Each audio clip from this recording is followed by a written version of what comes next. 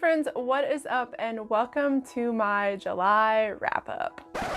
As you can tell from the tone in my voice, I'm not the happiest about my reading in the month of July, but I did want to sit down and talk to you guys about the books that I read. Also, ignore that this calendar is clearly not on the right month. But today I wanted to sit down and talk to you guys about the books that I read in the month of July. Just as a disclaimer, normally I do my overall stats for the month, but July was not a good reading month for me. It was not a good reading month at all. So I'm going to be skipping that because I did have 3 DNFs and I don't ever have that many DNFs, but I did want to sit down and still talk to you guys about all of the books that I ended up reading. Let me pull up Goodreads real quick. I'm going to be putting pictures here on the screen for you guys.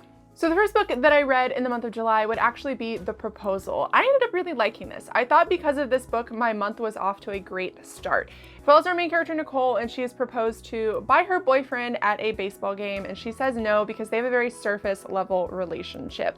And she is attempting to flee the scene because she is being yelled at by people in the audience because they can't believe that she's done this, and the guy who proposed to her can't believe that she's done this, but she's like, peace, I'm out, like I'm not dealing with this. On her way out though, she is saved by a boy named Carlos and his sister. And they kind of help her get away from the cameras and stuff. So she takes them out for drinks with her and her friends, and they kind of get to talking. And her and Carlos do develop a sort of casual relationship. The story was just very easy to read. It was fun. It was definitely a summer read. It wasn't too bogged down. It was just very enjoyable. And I thought because of that, I was going to have a good reading month, and unfortunately I didn't. I ended up giving this 4 stars. And like I said, it's just a very easy read. So if you're looking for something to read by the pool, just hanging out, I think this is a good choice. The next book I read was actually a DNF, and that'd be Aurora Rising. The reason why I DNF'd this is I didn't connect with the characters. I didn't care about the characters, and I didn't really care about the story. Those are main character Darrow, and he is what they call a red, who is essentially a miner. And they mine different substances down below the Earth's core, or down below the planet's core that they are on, and it is in an effort to make it so that the rest of the world is hospitable for human life. But Darrow gets a glimpse of the up above basically, and finds out that the planet they live on is already filled with people, and so his people are basically just slaves.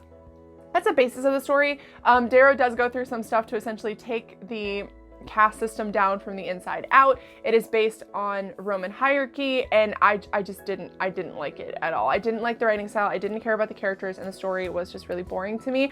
A lot of the story is really fast, and a lot of it then is really slow. Like when it comes to Darrow becoming what is essentially a gold, it's really rushed, and it left a lot to be desired when it comes to character development. And then there were other parts of the book, once he does become a gold and he is being put through the ringer essentially to be chosen to do this, it was really it was really slow paced, and just that kind of aspect of the book really bugged me. I found the writing style really plain, and I didn't care. A lot of people have said that the rest of the series is really good, but I'm not the type of person to continue going with the series if I don't like it. The next book I read, I ended up giving 3 stars, and it'd be Warrior of the Wild by Trisha Levenseau. This wasn't a bad book, but it was a pretty predictable book. I like Trisha's other duology a lot, Daughter of the Pirate King and Daughter of the Siren Queen. I feel like the pacing was done really well. I really like Alosa as a main character, and I liked I liked all of the characters, and I thought that the plot was pretty transparent, but it was still enjoyable because of the rest of the setup. And I don't really think that that worked in this book. It follows our main character, Esmira, and she is basically exiled by her people because she fails this test that everyone takes at a certain age, because she is betrayed, which I saw coming. She is sent to the wild to complete this task, and she runs into 2 other boys who are also there, one of which that does fall madly in love with her. Kind of saw that coming. And then the neat wrap up at the end of the book, I also saw coming. I think that the pacing in this book really lacked for me. I feel like it drew out in some places, and then was too fast in others. And that really bugged me. Pacing is incredibly important to me when it comes to books. Obviously, I have discovered this month. But overall, it wasn't bad. Like, the story was cute. The story was fun. The characters were okay. I feel like the characters, especially Resmira, could have used a little bit more development. I do like that this book does have gay rep in it, though. I think that was very interesting. But overall, not my favorite of the books that Trisha has ever read. And like I said, I did end up giving it 3 stars. The next book I read, I'm going to tread very lightly here. And by read, I mean I DNF'd it. It would be I Wish You All the Best by Mason Deaver. As well as our main character, Ben, they have come out as non-binary and I'm assuming queer to their parents, and they are kicked out of the house. The reason why I say I'm assuming is because a big issue that I had with this book was a lot of the pacing. Ben suddenly being kicked out of their house it happened very, very quickly. And then they reach out to their sister that they haven't talked to in about 10 years. And then they end up going and staying with her. But this book overall, I think the non-binary aspect of it is incredibly important. I know it's going to be important to a lot of people to be able to see themselves represented, and I can respect that. But I had many issues with this book. The pacing was off for me. I think the writing style is not my favorite. I know a lot of people will probably like this type of writing style, but it was very plain. It was very just, this is what happened, this is what happened. And there's supposed to be a lot of emotion conveyed behind a lot of these things, but I didn't really connect with it. And I do not like Ben. I did not like Ben as a character. And I know that they have gone through a lot of things that probably kind of make them this cold, slightly unlikable character. And I know maybe if I would have kept reading, it would have been a little bit different. Like their story arc would have been a little bit different. But overall, I just didn't connect with them and I didn't care what was happening aside from the non-binary aspect of this. So for me, just not a book that I really enjoyed. I know it's going to be a favorite for a lot of people, but I have to be honest about how I felt about it. And I think that this book just was not the book for me. I tried to read it twice and DNF'd it both times. So unfortunately, that is the last DNF second to last DNF that I have to talk about. The last DNF I talk about, the reason why I got a little bit confused there is because I DNF'd it for completely different reasons and will probably be going back to it. And that would be The Dark Descent of Elizabeth Frankenstein. This is a book by Kiersten White. She does some wonderful retellings. The reason why I ended up DNFing this book is because this book follows our main character, Elizabeth, and she is basically the babysitter of Victor Frankenstein, who later on creates Frankenstein's monster. The reason why I DNF'd this book is the pacing was pretty off. It was a really slow read, and there's a lot that happens that it's kind of hard to follow because Elizabeth likes to keep things very close to the chest. So as you're reading, more and more is talked about. And I think that if I would have kept reading, I would have gotten more of the story and been really into it. But unfortunately, because it does follow Victor Frankenstein and like her as a secondary character, like watching everything happen, he's a pretty fucked up character and he is borderline psychopathic. And for me and the type of OCD that I struggle with, and that constant struggle of, am I a good person?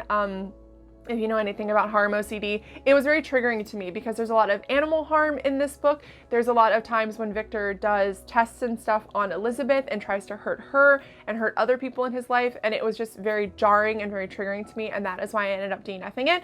Now, I feel like if I didn't have OCD, I'd probably give this book about a 3-star if I did finish it. I think that at a later point in my life, when I'm feeling a little bit more calm, I may go back and try to read it again. But unfortunately, right now, it was another DNF for the month. The next book I read, I'm also not going to linger here for long, would be Harry Potter and the Prisoner of Azkaban. I'm making my way through this series before the end of the year and really, really liking it. I want to read one every single month. I've been listening to this on audiobook and I love Jim Dale. Jim Dale is what I think of when I think of the Harry Potter audiobooks because obviously I grew up in the US. I did not grow up with the Stephen Fry version. But overall, I love this book. It's one of the better ones I think in the series because it has so much information and you're exposed to like divination, you are exposed to like time turners and animagus and like the map and stuff. And it was just so, I don't know, like even reading it again as an adult, it still kept my interest. And even though I knew what was going to happen, I still was excited for those things and still blown away when they happened. So once again, as always, a 5-star read for me. The next book I read, I actually really, really, really enjoyed. I would say it is my favorite read of the month. I gave it 4.5 stars. I just rounded it down to 4, and that would be Aurora Rising. This was a buddy read, and I think that's part of the reason why I loved it so much. But it follows our main character, Aurora, and it also follows another character, Tyler. And the reason why I love this book so much is it has a lot of aspects of Jay and Amy's like science fiction ragtag kind of team in it, but it was so much more, I don't know, like hefty to me than like the Illuminae series, because in Illuminae there's a lot of emails and notes and pictures and things throughout the book. And I feel like if you cut those out, it would take the story down a lot. Aurora Rising had a few of those thrown in there, maybe like 20 of them throughout the 400-page book, but It added a lot to the story. It was a lot of backstory on certain characters or on certain types of characters. There's a lot of aliens in this book. But what it follows is their main character, Aurora, is sent on this ship of 10,000 people to repopulate this planet. And they are, you know, doctors and explorers and, you know, entomologists, and they're into like horticulture and stuff. And on her way there, they're traveling through the fold, which is a fold in time, so they are able to travel really quickly to two different places when their ship is lost and they are all presumed dead. And Tyler, our other main character, it's the night before his big exam to become a captain at this flight school, and he goes into the fold because he gets an emergency message from Aurora's ship, and he does save her. What ends up happening is Tyler misses his test, so he gets last pick of his team. His best friend and his sister both choose to go on his team with him, but the other three characters are kind of thrown onto his team as a last resort, as also Aurora. Aurora does end up with them as well. The story was just really interesting. The science aspect of this was really interesting. The one thing I will say that did lack in this for me a little bit in the beginning of the book was characters. Cal is my favorite, but there is a character named Kat who I thought was argumentative for the sake of being argumentative, and I just didn't like her character at all. The later part of the book, I did really love her, and that shows like growth. And I think that Jay and Amy do characters really well, but they do them really well on like a surface level. I think they do AI characters a bit better. There's another AI character in this book as well who isn't as prominent as Aiden is in the Illuminae files, but he's still really enjoyable. There's a lot of twists and turns in this that I really enjoyed as well that I didn't see coming, which is really shocking because I kind of could see what was happening in Illuminae. As well as one thing I did appreciate with this book that I think Illuminae lacked is in Illuminae, it was oftentimes like, oh, this character is going to die and then they didn't die, or oh, this horrible thing's going to happen and then it just always worked out. You didn't really feel that in this book. There was some times where you thought bad things were going to happen, but it did work out. But at the end of the book, it's different. There was a death in this book that I didn't see coming, that I didn't think that they would do. Going into a Jay and Amy book, I tend to assume that every character is going to make it out alive. And that didn't happen in this. And I really appreciated that. I feel like it shows growth in the authors. And as you can tell by how much I have to talk about it, this was my favorite read of the month. And like I said, I ended up giving it 4.5 stars, which I just rounded down to 4. Now, the last duology that I have to talk about, I don't know why I wasted my fucking time with it. If you've seen my vlog, I'll list it up here for you guys. I read Falling and Rising by Wendy Smith. And why did I read Falling and Rising by Wendy Smith? This follows two characters. I don't remember her name. But his name is Cole, and they are married very, very young because they end up getting pregnant on prom night. And they are best friends throughout their entire life. This is a smutty romance novel, by the way. But they end up getting pregnant on prom night because she says, I always thought you'd take my virginity. So he takes her virginity and they end up getting pregnant. But because they were friends, Cole does struggle with figuring out whether or not he truly loves her. So shortly into being married and shortly after their daughter is born, Cole decides to leave. And his wife and daughter live in this house that his father has bought them because Cole is a trust fund baby, which of course people really like in books for some reason. So he goes away and 4 years pass. The first two chapters, one is told from Cole's perspective, one is told from hers, and then it does jump 4 years in the future where Cole is trying to hunt her down because he hires his dad to find her, because when he goes back to town shortly after he starts school, she is not there. He cannot find her. He cannot find his daughter, and he just assumes that she just doesn't want to be found. So he goes back to school and asks his dad to track her down for him, which he does not do because his dad's a piece of shit. So that's really what the book follows. He does find her, and he does realize that his dad hasn't been giving her money because he doesn't believe that the child is his grandchild, and it's very convoluted. A lot of the story is very back and forth. Does he love me? Do I love him? Is he being truthful? Is he lying? Like, I can't believe he did this to us. And then something happens at the end of the first one, and it's basically the same thing throughout the entirety of the second book. The smut was really bad in this, as well as, if you saw my vlog, there's a lot of repetitive writing in this. So much repetitive writing that I don't know why I read the rest of it. I don't know why I read both of them. Something really traumatic happens at the end of the first one. There's trigger warnings for sexual assault in this book, and it made me want to figure out what was going to happen, like how she was going to wrap it up. And I wish I could have just had somebody tell me what happened, because that would have been so much better. I read both of these in one day, really short, really fast read, but it's mostly because there was absolutely no substance to the story, and it was a really overdone, overplayed kind of storyline as well. And I don't rate these, but I think if I had to rate them, I would give them 1 star for overall enjoyment. All right, guys, so that is everything that I read in the month of July. A really, really bad reading month for me, but the newts have started. I've already finished one book. I started a a couple hours early, like half a day early, and that is because I go back to work today for the first day, and then I'm going to be cutting off the readathon a day early for myself. So essentially my plan is to do it in like UK time, to kind of keep up to date a little bit better as well. So I have finished one book already, absolutely loved it. Top 5 favorite books of the year. You guys will see that in vlogs. There's a vlog coming tomorrow about that book. It is a 24-hour readathon vlog, so you guys will be able to see that. That's already loaded up on my channel, ready to go, so that will be up tomorrow. But so far, August is already off to a better start. I'm really excited about the books that I have to read. If you guys want to see my notes TBR, I'll list it in the eye up above for you guys.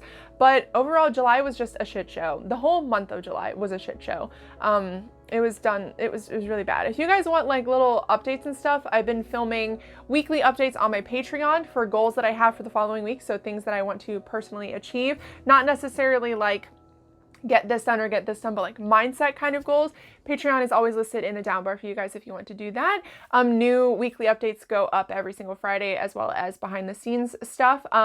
As well as recently I've been vlogging a lot more, and I hope you guys don't mind. I thought this was a good place to put it because the month of August has officially started. I'm going to be vlogging a lot more. I'm going to be cutting back on regular content because it does stress me out a lot, but I do still want to have videos up, and a lot of people say that their favorite content from me are the vlogs, so that is what I'm going to be focusing on in the month of August. I had 3 vlogs go up this week, well, 2 vlogs so far, and then another vlog will go up tomorrow.